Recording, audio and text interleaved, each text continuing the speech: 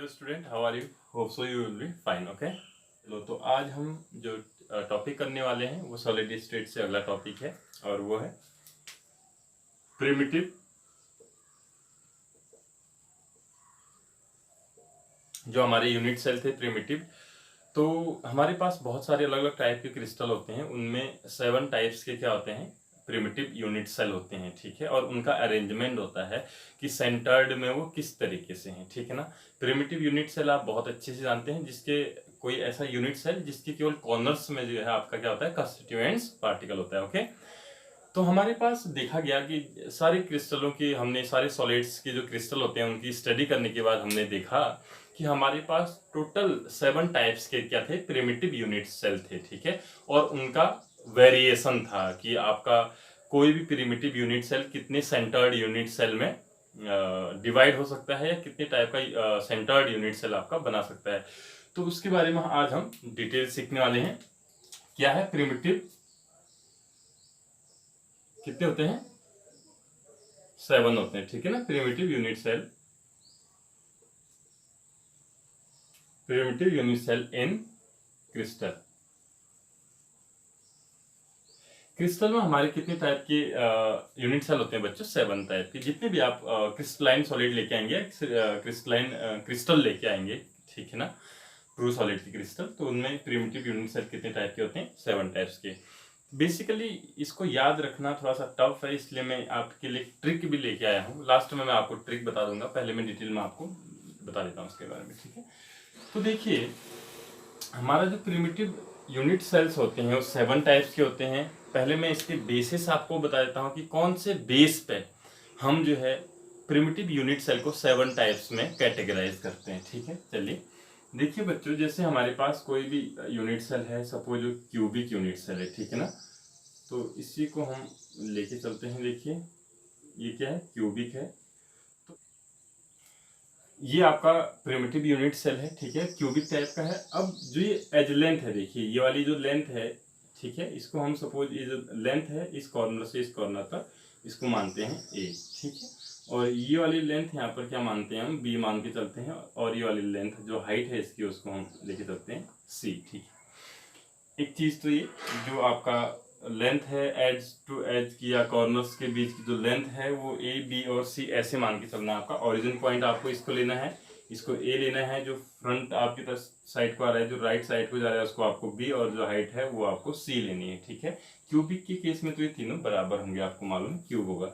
अब आपको यहाँ पर क्या लेना है बच्चों, स्टैंडर्ड आपको जो है एंगल लेना है। ठीक है, बी और सी के बीच आप अल्फा एंगल लेंगे। जो बी और सी की जो लाइन है उसको आप क्या लेंगे, अल्फा एंगल बोलेंगे। ठीक है, और आप देखेंगे सी और ए के बीच ये वाला जो यहाँ पर 90 डिग्री होगा इस केस में, ठीक है, उसको हम लेंगे बीटा एंगल, और ए और जो आपका बी होगा उसको हम क्या लेंगे, गामा एंगल। कौन सा लेंगे, गामा एंगल। ठीक है, तो आपको इसको कभी जो है गलत नहीं करना है। आप पहले इस जो ये आइडियल आपका एक यूनिट सेल मैंने बना रखा है, जिसमें मैंने आपको ए बी और सी तीनों जो है क्या बता रखे हैं, आपको कॉर्नर टू कॉर्नर की लेंथ बता रखी है, और अल्फा जो एंगल है वो किसके बीच है, बी और सी के बीच है, और बीटा एंगल ए और सी के बीच है, और गामा एंगल ए और बी के बीच है। तो ये आपको अच्छे से डिटेल में समझना है। ठीक है ना, इतनी बात समझ में आती है।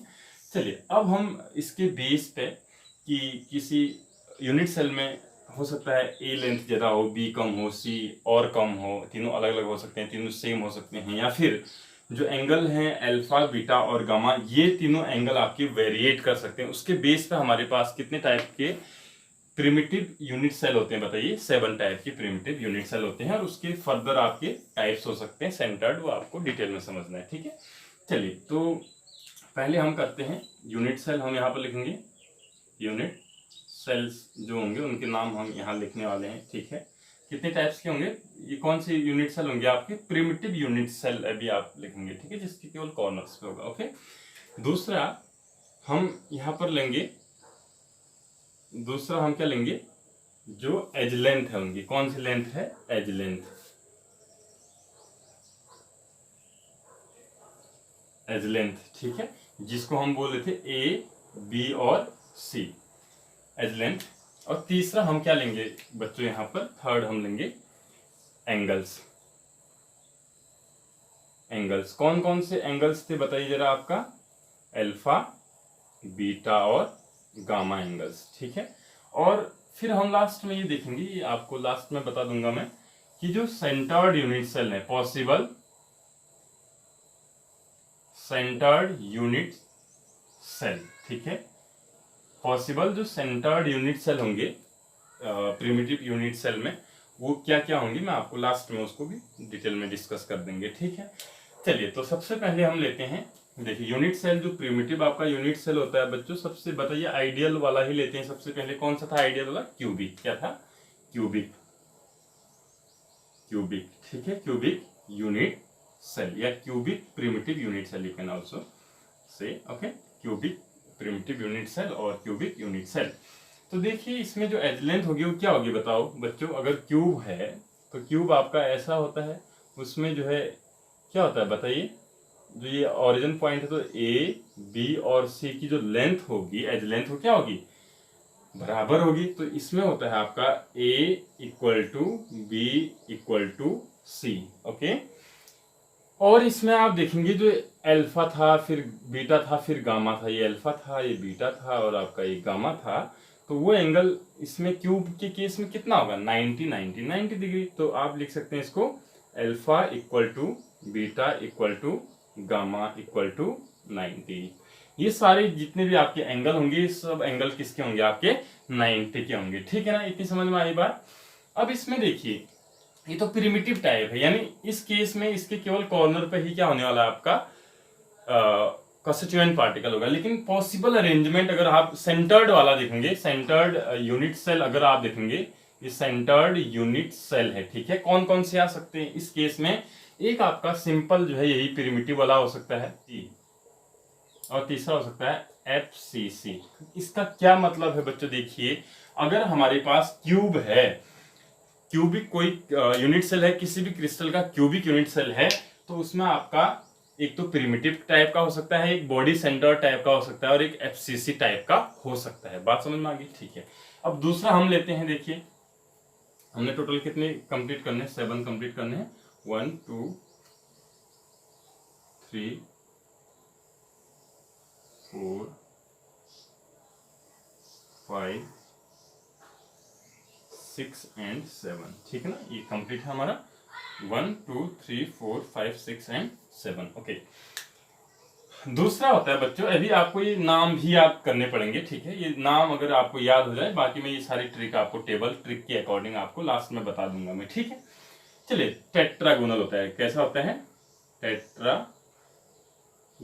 देखिए हमें अभी तक तो ये मालूम है कि क्यूबिक में क्या होता है, क्यूबिक में जो एज लेंथ होगी वो इक्वल होगी और अल्फा बीटा और गामा कितने के होंगे, 90 90 90 के होंगे एंगल, इतना तो हमें मालूम है, ठीक है।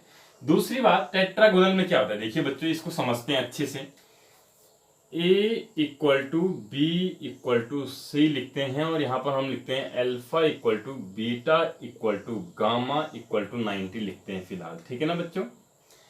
तो इसमें क्या होता है कि ए तो बी के बराबर होता है जो एज लेंथ है हमारी, ठीक है, और बी ये जो है सी के इक्वल नहीं होता है, लेकिन एंगल अल्फा बीटा और गामा तीनों किसके इक्वल होते हैं, 90 के इक्वल होते हैं। समझ में आएगी बात, ठीक है। अब जो इसका पॉसिबल अरेंजमेंट होता है वो केवल टेट्रागोनल का केवल 2 टाइप से होता है, एक तो प्रिमिटिव होगा ही होगा, प्रिमिटिव को हम क्या बोलते हैं, एससीसी भी बोलते हैं, याद रखना इसको, ठीक है। सिंपल क्यूबिक यूनिट सेल भी हम इसको बोलते हैं, या इसमें आपका कौन सा होता है बच्चों, बीसीसी होता है। कौन सा होता है, बीसीसी, बॉडी सेंटर्ड वाला हो सकता है इसमें, ठीक है ना। तो आप इसमें देखिए टेट्रागोनल क्या होगा बताइए। टेट्रागोनल एक ऐसी आपका यूनिट सेल है जिसमें ए और बी तो इक्वल है लेकिन सी जो है अनइक्वल है। हो सकता है ए और बी से स्मॉल उसका लेंथ हो या फिर लार्जर लेंथ हो, लेकिन उसमें अल्फा बीटा और गामा हमेशा क्या होंगे, इक्वल होंगे, और किसके इक्वल होंगे, 90 के इक्वल होंगे। आपको बात समझ में आ रही है, तो आप इसके अकॉर्डिंग इसका स्ट्रक्चर भी आप ड्रॉ कर सकते हैं, ठीक है। चलिए अब मैं पूरा टेबल आपको ट्रिक से समझा देता हूं, ठीक है। आपको यहां पहले नाम लिख लेने हैं, ठीक है। नाम कैसे लिखने हैं यहां उसका भी एक फंडा है हमारे पास, एक ट्रिक है, देखिए क्यूब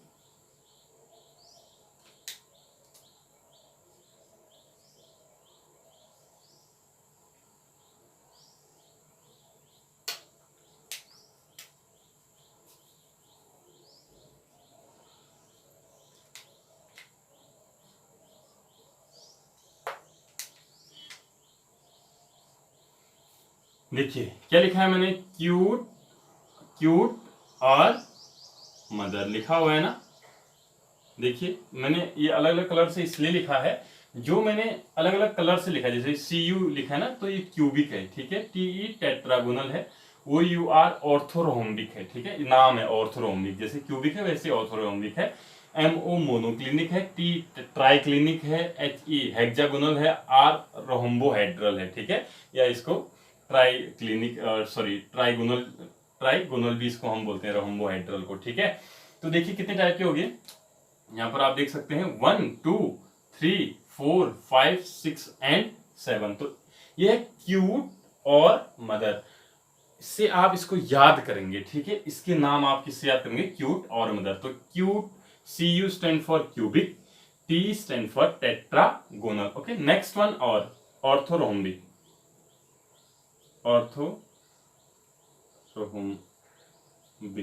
ऑर्थोरोम्बिक, ओके, ऑर्थोरोम्बिक। अगला पहले इसको लिख लेते हैं, नाम लिख लेते हैं, MO monoclinic, monoclinic, okay. Next triclinic, next hexagonal, जो हेक्सागोन होता है hexagonal, and next one rhombohedral.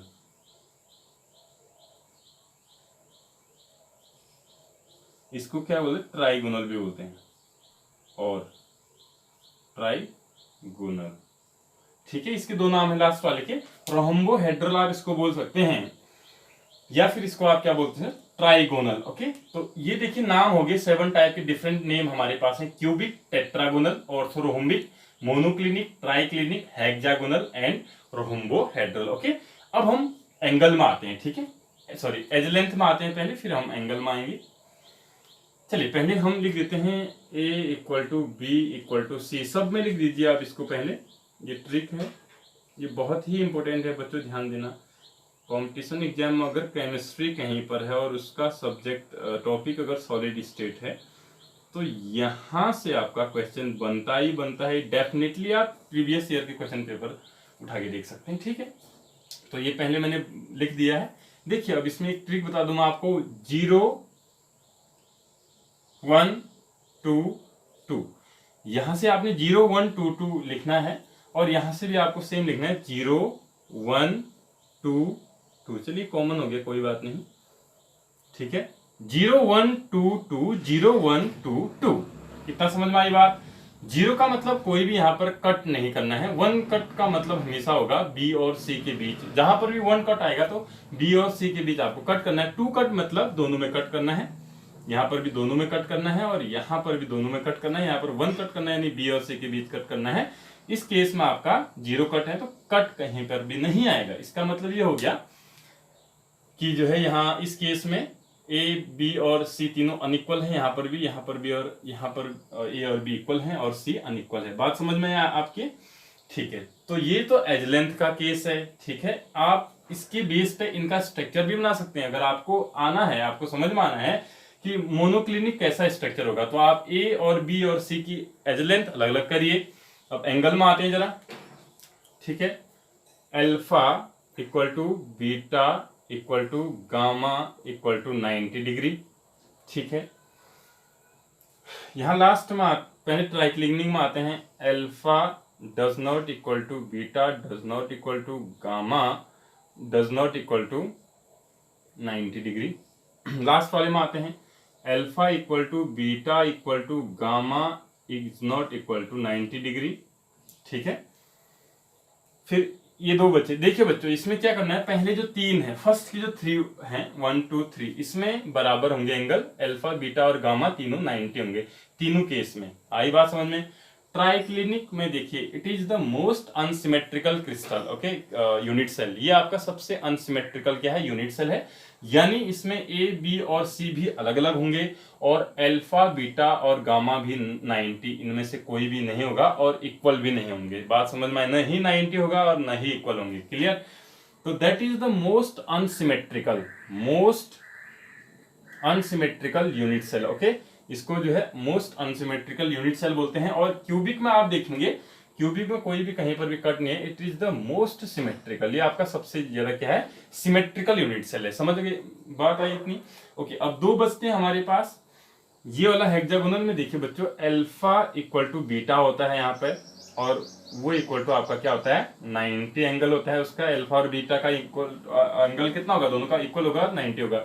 और यहाँ पर जो गामा का एंगल होगा वो कितना होगा आपका, 120 डिग्री होगा, ठीक है। या गामा इक्वल टू नॉट 90 भी आप यहाँ पर लिख सकते हैं। और इस केस में क्या होता है, अल्फा इक्वल टू गामा होता है, ठीक है, अल्फा इक्वल टू गामा होता है, ये इक्वल टू आपका 90 होता है। बट यहाँ पर जो बीटा होगा वो डज नॉट इक्वल टू 90, कोई भी दूसरा एंगल हो सकता है यहाँ पे, ठीक है।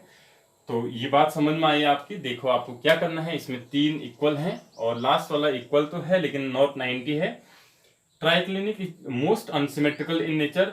फिर दो बचते हैं, ये और ये वाला। अगर अल्फा बीटा से आप चलना चाहते हैं, पहले अल्फा फिर बीटा, तो आप हेक्सागोनल में चलिए। अगर आप अल्फा गामा से चलना चाहते हैं तो आप मोनोक्लिनिक में चल सकते हैं, ठीक है। तो ये केस था इनका, ठीक है। अब मैं पॉसिबल जो आपके क्या है सेंटर्ड क्यूबिक यूनिट सेल होते हैं वो कौन कौन से बस बन सकते हैं, देखिए। पहले वाले में प्रिमिटिव एसएससी जो आप एससीसी बन सकता है, बीसीसी बन सकता है, एफसीसी बन सकता है। दूसरे वाले में आपका एससीसी और बीसीसी बनता है। तीसरे वाले में ऑल पॉसिबल बनते हैं। कौन कौन से, एससीसी भी हो सकता है, बीसीसी भी हो सकता है, एफसीसी भी हो सकता है, और एंड सेंटर्ड ईसीसी भी आपका हो सकता है। बात समझ में आई? बचा मोनोक्लिनिक। मोनोक्लिनिक में 2 टाइप के होते हैं। मोनो मतलब एक होता है, लेकिन यहाँ पर पॉसिबली 2 टाइप का आपका अरेंजमेंट हो सकता है। होगा एससीसी और दूसरा इसमें होता है ईसीसी, एंड सेंटर्ड। ओके, आपका इससे नीचे वाले सब में केवल एससीसी होता है। एससीसी, एससीसी और एससीसी यानी प्रिमिटिव होते हैं केवल एससीसी, जिनके केवल कॉर्नर्स पे होंगे। ये ऐसे यूनिट सेल हैं जिनमें जो है केवल कॉर्नर्स पे होंगे आपके, ठीक है।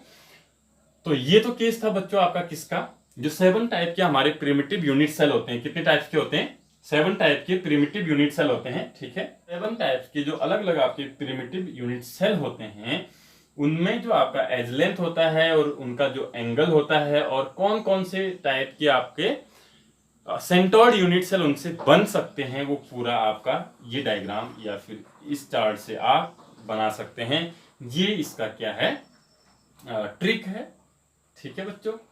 चलिए आज इतना सा याद करेंगे, अच्छे से समझेंगे, बहुत ज्यादा इंपॉर्टेंट है बच्चों। चलिए आज इतना ही, ओके।